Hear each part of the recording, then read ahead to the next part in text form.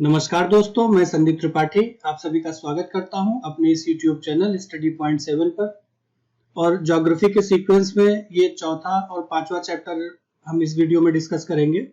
चौथा चैप्टर है मानचित्र से संबंधित है और पांचवा जो चैप्टर है वो पृथ्वी के प्रमुख परिमंडल से संबंधित है। इससे पहले जो टॉपिक हो चुके हैं वो एक प्लेलिस्ट में ज्योग्राफी NCERT के नाम से बना हुआ है, उसमें वो वीडियो पड़े हुए हैं, उसको भी आप देख सकते हैं। तो स्टार्ट करते हैं हम आज का अपना टॉपिक, मानचित्र एवं पृथ्वी के प्रमुख परिमंडल। तो जो फोर्थ चैप्टर है मानचित्र, उसमें क्या क्या चीजें हमें देखने को मिलेंगी, तो उसको एक जगह मैंने कलेक्ट कर रखा है। जैसे भौतिक मानचित्र, ये क्या होते हैं इसके बारे में देखने को मिलेगा। राजनीतिक मानचित्र कैसे दिखते हैं, क्या होते हैं, इसके बारे में देखने को मिलेगा। थीमेटिक मानचित्र क्या होते हैं, रेखा चित्र क्या होता है और खाका क्या होता है। तो ये 5 टॉपिक हैं कि जो मानचित्र से संबंधित है। और पृथ्वी के प्रमुख परिमंडल में हम भूमंडल देखेंगे, जलमंडल देखेंगे, वायुमंडल देखेंगे। अब भूमंडल है तो महाद्वीप होंगे, कॉन्टिनेंट होंगे, उसको देखेंगे। और जलमंडल है तो फिर महासागर होंगे, तो इसको भी देखेंगे। वायुमंडल है और जीवमंडल है, तो ये सारे जो टॉपिक हमें आज के वीडियो में देखने को मिलेगा। तो मानचित्र का पहला टॉपिक स्टार्ट करते हैं, भौतिक मानचित्र। तो आपके स्क्रीन पे जो मैप दिख रहा है ये भौतिक मानचित्र है। और भौतिक मानचित्र इसको क्यों कहते हैं उसका कारण बता रहा हूं मैं, कि ऐसा मैप जिसमें पर्वत, पठार, मैदान, नदियां और महासागर इत्यादि को अगर दर्शाया जाता है तो वो मैप भौतिक या फिर उच्चावच मानचित्र कहा जाता है। तो ऐसा मानचित्र की जो पृथ्वी की जो प्राकृतिक आकृतियां हैं, जैसे पर्वत हो गए, पठार हो गए, मैदान हो गए, नदियां हो गई, महासागर हो गए, तो ऐसे मैप जो इन सबको दर्शाते हैं उसको हम भौतिक या फिर उच्चावच मानचित्र कहते हैं। अब इसमें अगर देखें तो जैसे देखिए यहाँ पे सतपुड़ा रेंज लिखा हुआ है, तो यहाँ पे पर्वत श्रृंखला है। अरावली पर्वत श्रृंखला है। यहाँ पे जो है हिमालय शिवालिक श्रेणियां यहाँ पे दिखाई गई हैं, शिवालिक श्रेणियां हैं। ये हिमालय है, मध्य हिमालय, लघु हिमालय। तो ये सब जिस मैप पे दिखाए जा रहे हैं, तो इस मैप को हम क्या बोलते हैं, जियोग्राफिकल मैप या फिर भौतिक मैप या फिर उच्चावच कहा जाता है। ठीक है, नेक्स्ट देखते हैं हम राजनीतिक मानचित्र, वो क्या चीज होता है। तो राजनीतिक मानचित्र किसे कहते हैं, कि ऐसा मानचित्र जो राज्य, नगर, शहर या फिर गांव या विश्व के विभिन्न देश, उनके राज्य और उनकी सीमाओं, है ना, उनकी सीमाओं को जो दर्शाने वाला मानचित्र होता है उसी को हम क्या बोलते हैं, राजनीतिक, है ना, मानचित्र बोला जाता है। तो जैसे इसमें देखें तो जैसे उत्तर प्रदेश है, तो उत्तर प्रदेश की बाउंड्री हमें देखने को मिल सकती है इसमें, ये देखिए। जैसे तो जैसे मध्य प्रदेश है तो मध्य प्रदेश की बाउंड्री भी देखने को मिल सकती है। तो ये सब चीजें कहाँ पे देखने को मिलती हैं, ये हमें पॉलिटिकल मैप पे देखने को मिलता है। राजनीतिक जो मैप होते हैं उससे संबंधित होता है। नेक्स्ट देखते हैं हम थीमेटिक मानचित्र। जो थीमेटिक मानचित्र होता है इसमें एक थीम के बेस पर होता है। जैसे इस मानचित्र में देखें तो नेशनल पार्क जो है एक थीम है, और पूरे ऑल ओवर इंडिया में कहाँ नेशनल पार्क है, कौन कौन से नेशनल पार्क है, उनका नाम दिया हुआ है। अब इस मानचित्र के 3 घटक होते हैं, जिसमें से पहला है दूरी, दूसरा है दिशा और तीसरा है प्रतीक। अगर कोई चीज हम रिप्रेजेंट कर रहे हैं तो सिंबल उसका समझ में आना चाहिए कि किस चीज का है। जैसे नेशनल पार्क के लिए इन्होंने क्या सिंबल यूज किया, जैसे ये पौधे का, तो ये क्या होता है, सिंबल होते हैं। अब देखते हैं रेखा चित्र। रेखा चित्र क्या होता है। तो रेखा चित्र क्या होते हैं, रेखा चित्र एक आरेख होता है, एक आरेख होता है जो पैमाने पर आधारित नहीं होता है। तो किस चीज पर आधारित होता है ये, याददाश्त और स्थानीय प्रक्षेपण। ठीक है, अब देखते हैं खाका। खाका क्या होता है। तो किसी छोटे क्षेत्र का बड़े पैमाने पर खींचा गया जो रेखा चित्र होता है उसी को हम क्या कहते हैं, खाका कहते हैं। ठीक है, अब हम मूव करते हैं आगे पृथ्वी के परिमंडल की ओर। यहाँ पर मानचित्र से संबंधित जितनी भी सूचनाएं थी वो पूर्ण हुई। अब हम पढ़ते हैं आगे 5वां चैप्टर, पृथ्वी के परिमंडल। तो पृथ्वी के प्रमुख परिमंडल में, और अगर देखें पहले जो अध्याय हुए उसमें हमने पढ़ा है कि पृथ्वी एकमात्र ऐसा ग्रह है कि जहां पर जीवन संभव है, जहां पर मानव जाति जो है जीवित रह सकती है। क्यों रह सकती है? क्योंकि जीवन के लिए जितने भी आवश्यक तत्व हैं वो हर एक चीज यहाँ पर मौजूद है। जैसे भूमि की आवश्यकता है, जल की आवश्यकता है, हवा की आवश्यकता है। तो ये सारी चीजें क्या है कि एक उपयुक्त वातावरण बनाती है कि जहां पर मानव जीवन संभव है। पृथ्वी की सतह ऐसी है कि जहां पर पर्यावरण के 3 प्रमुख घटक एक दूसरे से इंटरैक्ट करते हैं। 3 प्रमुख घटक एक दूसरे से इंटरैक्ट करते हैं पृथ्वी की सतह पर और एक दूसरे को प्रभावित भी करते हैं। तो पृथ्वी का जो ठोस भाग है उसको हम क्या कहते हैं? भूमंडल। तो इस मैप में जो चीज आपको दिख रही है, जैसे उत्तरी अमेरिका हो गया, ये इधर अफ्रीका हो गया, ये साउथ अमेरिका हो गया, इधर ये ऑस्ट्रेलिया हो गया, तो ये सब क्या है? ये भूमंडल के भाग है। ये सारे क्या है? ये भूमंडल है। तो पृथ्वी के ठोस भाग को क्या कहते हैं? हम भूमंडल कहते हैं। तो जैसा मैप में दिखाया कि पृथ्वी के ठोस भाग को भूमंडल कहा जाता है।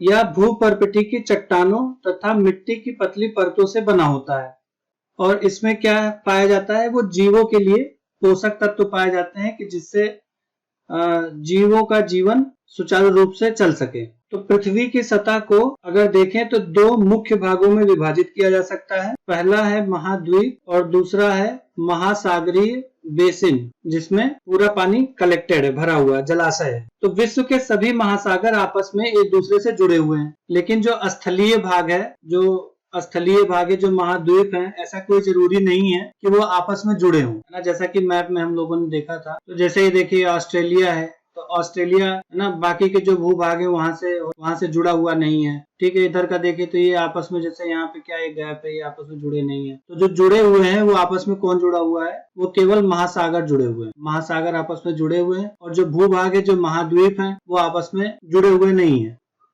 तो ये जो समुद्री जल का तल होता है वो हर जगह समान होता है, तो इसीलिए जो रेफरेंस पॉइंट हमारा होता है वो समुद्री जल लिया जाता है। वहां के आधार से ही किसी भी ऑब्जेक्ट की ऊंचाई बताई जाती है। स्थल की ऊंचाई को समुद्र के तल से नापा जाता है और यहाँ पर ये रेफरेंस होने की वजह से इसको शून्य माना जाता है। तो आपसे अगर ये पूछा जाए कि विश्व का सबसे ऊंचा शिखर कौन सा है, तो उसका नाम आपको पता है, माउंट एवरेस्ट। समुद्र तल से इसकी ऊंचाई कितनी है? वो 48.86 मीटर है। ये कहां से है? ये समुद्र के तल से इसकी ऊंचाई है। अब विश्व का सबसे गहरा भाग कहां पर है? वो प्रशांत महासागर में है। उसका क्या नाम है? मेरियाना गर्त या मेरियाना ट्रंच। और इसकी जो गहराई है उसका जो अनुमान लगाया जा रहा है वो 11,022 मीटर इसकी गहराई बताई जा रही है। अब देखते हैं महाद्वीप के बारे में। तो ये जो मैप है ये वर्ल्ड का कॉन्टिनेंट मैप है, महाद्वीप का मैप है। तो पृथ्वी की सतह पर टोटल कितने महाद्वीप हैं? तो टोटल ये 7 महाद्वीप हैं। तो पहला कौन सा है? हम इंडिया के निवासी हैं, तो हमारा कौन सा कॉन्टिनेंट है? वो एशिया है। एशिया के बगल से यूरोप है, यूरोप के इधर अफ्रीका है और इधर नॉर्थ अमेरिका, ये साउथ अमेरिका और फिर ऑस्ट्रेलिया एंड ओशियानिया और सबसे आखिरी अंटार्कटिका। ठीक, तो कितने हो गए? ये 7 हो गए। एक तो मैप पे हम इतनी आसानी से आपको बता पा रहे हैं, आप आसानी से समझ पा रहे हैं, तो इसका पूरा क्रेडिट जो जाता है वो mapsofIndia.com को जाता है कि उन्होंने इतने अच्छे तरीके से इस मैप को बनाया है कि मेरे लिए बताना आसान है और आपके लिए समझना आसान है। तो ये सारे जो कॉन्टिनेंट हैं ये एक विस्तृत जो जलराशि है उसके द्वारा एक दूसरे से अलग होते हुए दिखाई देते हैं।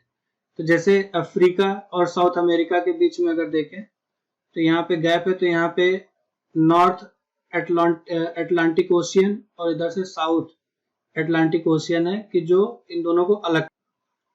तो इस मैप को देख करके एक चीज का अंदाजा आप लगा सकते हो कि जैसे ये इक्वेटर लाइन है, अब इक्वेटर लाइन के ऊपर के जितने कंट्रीज हैं उसको आप देखिए, और नीचे की जो भी जो कॉन्टिनेंट है उसको देखिए, तो सबसे अधिक जो भाग आपको देखने को मिलेगा वो पृथ्वी के उत्तरी गोलार्ध में, पृथ्वी के उत्तरी गोलार्ध भाग में मैक्सिमम कॉन्टिनेंट आपको देखने को मिलेगा। तो अब इसमें इंपॉर्टेंट चीज क्या है कि जो एशिया है, एशिया जो है विश्व का सबसे बड़ा महाद्वीप है, और यह पृथ्वी के कुल क्षेत्रफल का, पृथ्वी के कुल क्षेत्रफल का 1/3 है, 1/3 भाग में फैला हुआ है। तो एशिया महाद्वीप किस गोलार्ध में आता है? तो ये पूर्वी गोलार्ध में आता है। एशिया से कौन सी रेखा गुजरती है? तो एशिया महाद्वीप से कर्क रेखा गुजरती है। एशिया के पश्चिम में कौन सा पर्वत है? तो एशिया के पश्चिम में यूराल पर्वत है, और यही पर्वत क्या करता है? ये यूरोप से अलग करता है। एशिया कॉन्टिनेंट यूरोप से यूराल पर्वत की वजह से अलग होता है। तो एक शब्द आपने सुना होगा, यूरेशिया। तो यूरेशिया का मतलब क्या है? एशिया और यूरोप का वो भूभाग जो संयुक्त रूप से हो, जो संयुक्त भूभाग होता है उसी को हम क्या बोलते हैं? यूरेशिया बोलते हैं। अब देखते हैं यूरोप के बारे में, यूरोप कॉन्टिनेंट। तो यूरोप एशिया से बहुत छोटा है, और ये महाद्वीप एशिया के पश्चिम में स्थित है। ये एशिया के पश्चिम में स्थित है। यूरोप से कौन सा वृत्त होकर गुजरता है?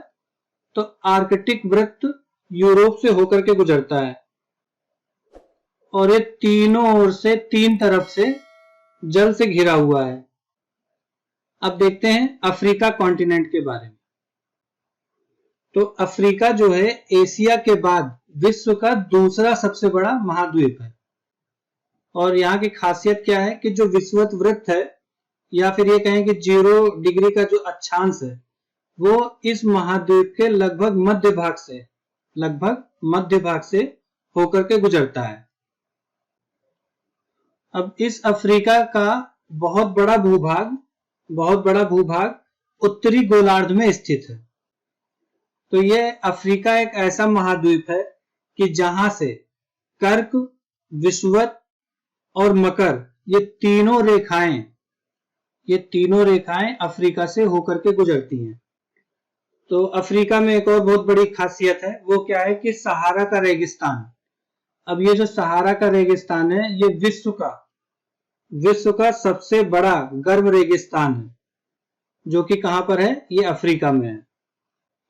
और ये महाद्वीप, अफ्रीका महाद्वीप, चारों तरफ से समुद्र एवं महासागरों से घिरा हुआ है। और विश्व की सबसे लंबी नदी का नाम क्या है? तो वो है नील नदी। नील नदी कहां से होकर के गुजरती है? तो ये अफ्रीका से ही होकर के गुजरती है। अब बात करते हैं उत्तर अमेरिका के बारे में। तो उत्तरी अमेरिका विश्व का तीसरा सबसे बड़ा महाद्वीप है, विश्व का तीसरा सबसे बड़ा महाद्वीप है। और उत्तरी अमेरिका दक्षिणी अमेरिका से जो है एक बहुत ही पतले रास्ते से, बहुत ही सक्रिय रास्ते से जुड़ा हुआ है, जिसको हम क्या बोलते हैं? पनामा स्थल संधि। और ये महाद्वीप जो है पूरी तरह से उत्तरी एवं पश्चिमी गोलार्ध में स्थित है। और ये महाद्वीप जो है 3 तरफ से महासागरों से घिरा हुआ है, 3 महासागरों से।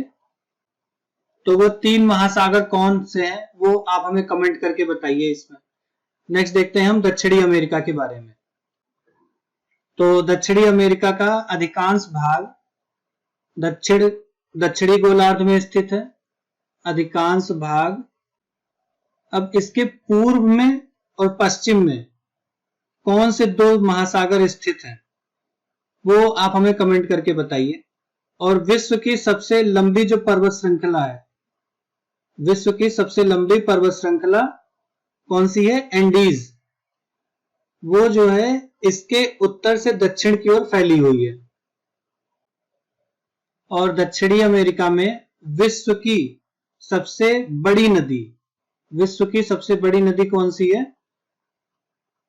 अमेजन नदी, वो यहां से बहती है। नेक्स्ट देखते हैं हम ऑस्ट्रेलिया के बारे में। ऑस्ट्रेलिया क्या है? विश्व का सबसे छोटा कॉन्टिनेंट है, सबसे छोटा महाद्वीप है, जो कि पूरी तरह से दक्षिणी गोलार्ध में स्थित है। ये चारों तरफ से महासागरों तथा समुद्रों से घिरा हुआ है। इसे एक दूसरे नाम से भी बुलाते हैं, उसको क्या बोलते हैं? द्वीपीय महाद्वीप। नेक्स्ट देखते हैं अंटार्कटिका के बारे में।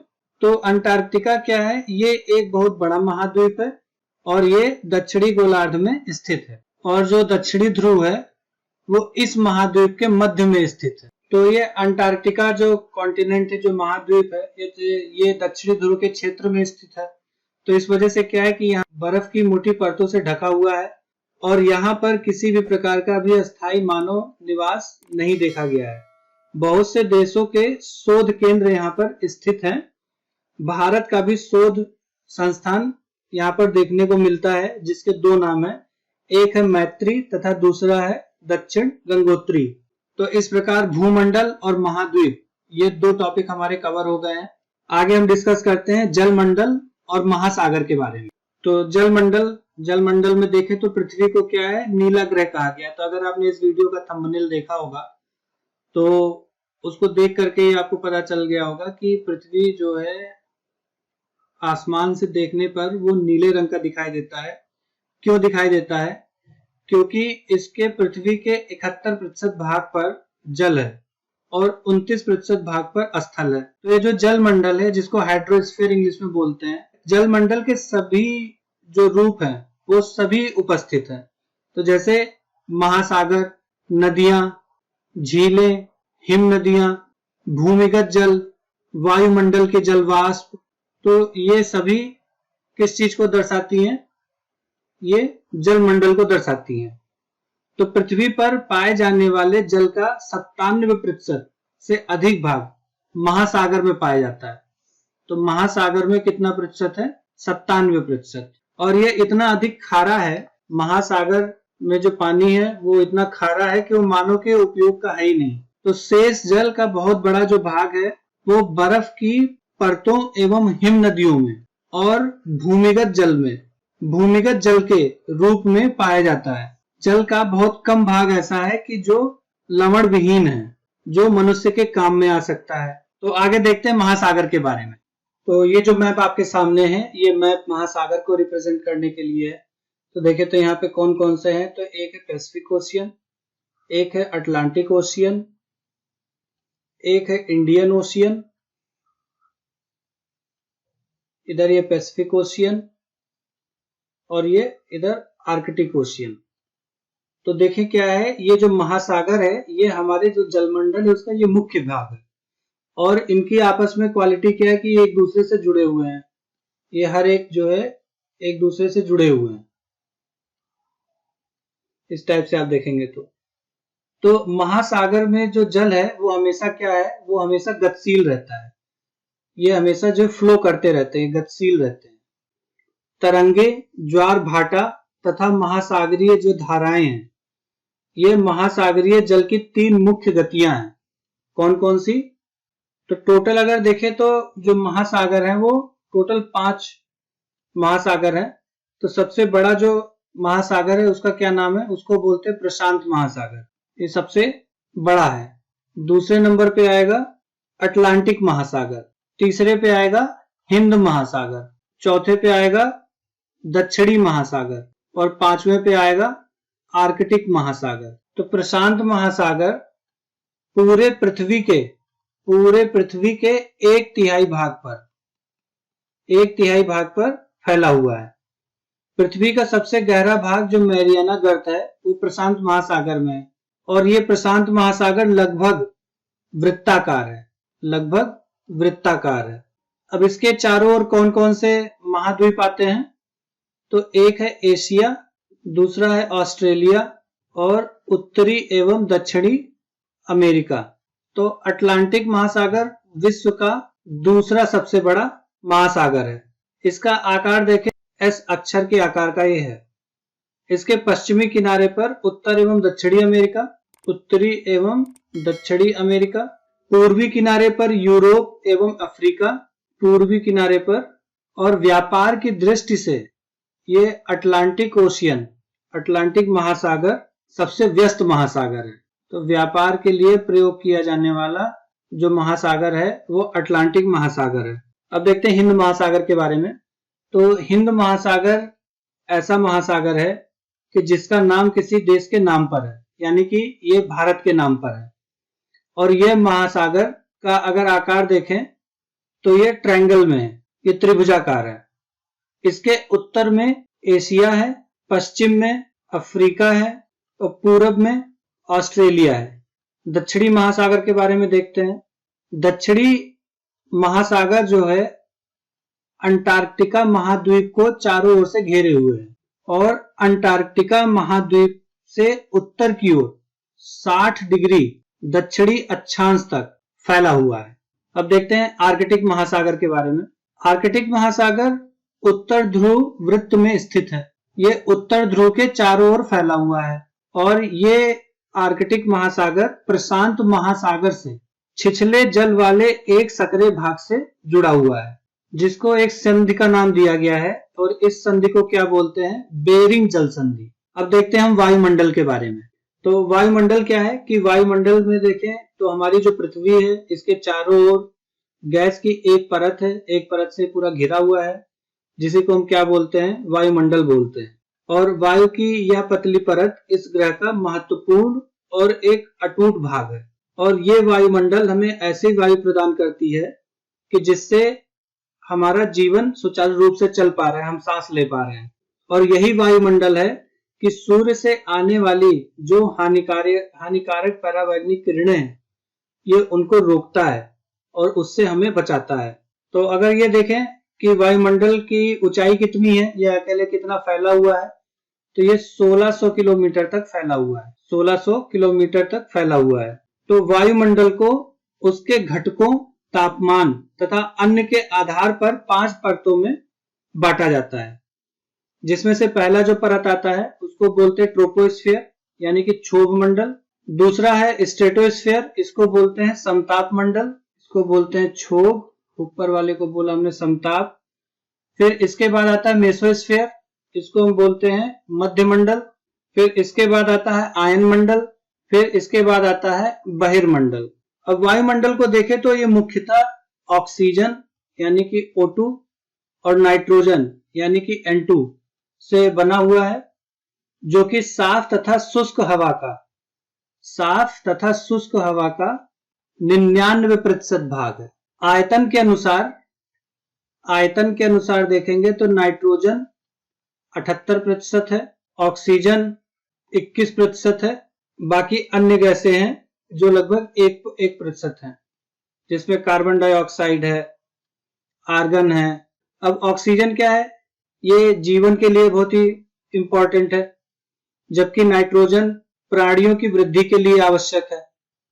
कार्बन डाइऑक्साइड यद्यपि बहुत कम मात्रा में है, लेकिन पृथ्वी के द्वारा छोड़ी गई ऊष्मा को ये क्या करता है? ट्रैप कर लेता है, अवशोषित कर लेता है। तो कार्बन डाइऑक्साइड जो अर्थ का टेम्परेचर है, अर्थ के टेम्परेचर को अचानक से गिरने में और अचानक से उठने में ये रोकता है।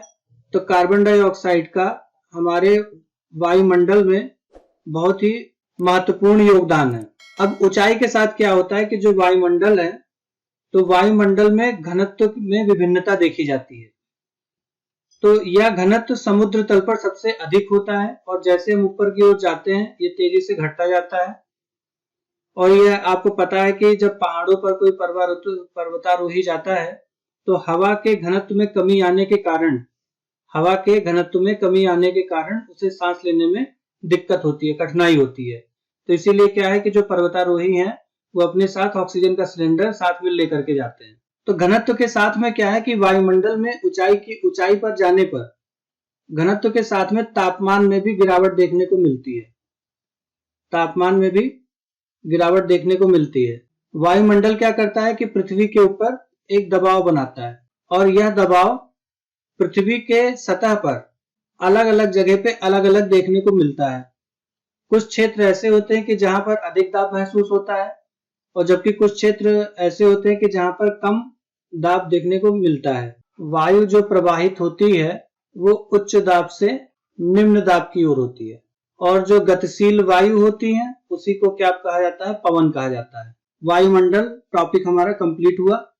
अब देखते हैं जीवमंडल के बारे में। तो ये जो इमेज आपके सामने है, इसमें हम देखें तो तीन चीजें देखने को मिलेंगी, एक स्थल, दूसरा जल और तीसरा हवा।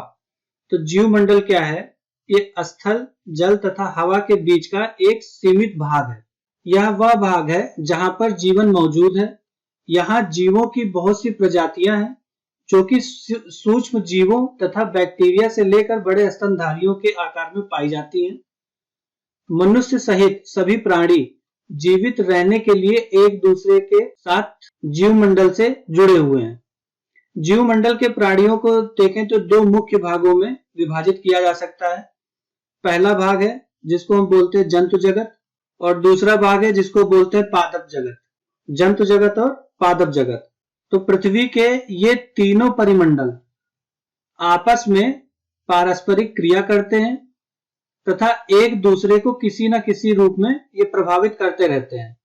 तो उदाहरण के लिए देखें तो जैसे लकड़ी तथा खेती के लिए वनों को काटा जाए तो इससे ढलुए भाग पर मिट्टी का कटाव तेजी से होने लगता है। इसी प्रकार जो प्राकृतिक आपदाएं हैं, जैसे भूकंप है, तो भूकंप से पृथ्वी की सतह में परिवर्तन हो जाता है। अब हाल ही में जो सुनामी आया, उस सुनामी के कारण अंडमान और निकोबार द्वीप समूह का कुछ भाग पानी में डूब गया। झीलों तथा नदियों में दूषित पदार्थों के प्रवाहित होने से उनका जल मानव के इस्तेमाल के लायक नहीं रहा।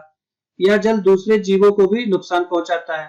तो इस प्रकार क्या पता चलता है कि हर एक चीज एक दूसरे से इंटरलिंक है। जो भी उद्योग हैं, जो तापीय विद्युत संयंत्र हैं, गाड़ियों से जो उत्सर्जित पदार्थ वायु को प्रदूषित कर रही है, जो कार्बन डाइऑक्साइड वायु का एक महत्वपूर्ण घटक है, लेकिन अधिक मात्रा में वृद्धि हो जाने के कारण ये पृथ्वी के तापमान में वृद्धि कर रही है, जिसकी वजह से भूमंडलीय तापन है ना, जो कि भूमंडलीय तापन के नाम से पहचाना जाता है या फिर जाना जाता है। इसीलिए भूमंडल, वायुमंडल तथा जलमंडल के बीच के प्राकृतिक संतुलन को बनाए रखने के लिए पृथ्वी के संसाधनों के सीमित उपयोग की आवश्यकता है।